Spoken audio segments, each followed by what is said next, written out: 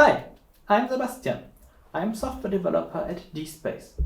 I want to show you how I look at Simulink model changes using Git diff without requiring MATLAB.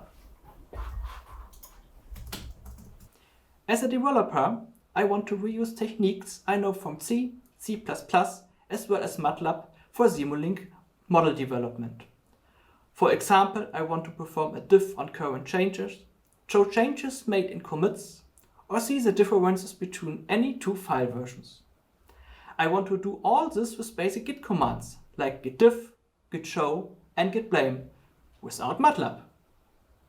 For this purpose, I use the new DSpace model compare TextConf tool as a TextConf driver in Git. The tool extracts the information relevant for dynamic model behavior as text.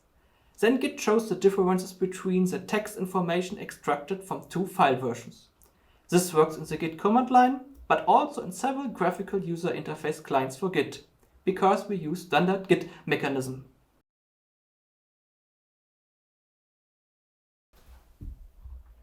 For a detailed comparison, I still use DSpace model compare, either in my development environment or within a pull request workflow. If you want to know more, just contact us. DSpace, your partner in simulation and validation.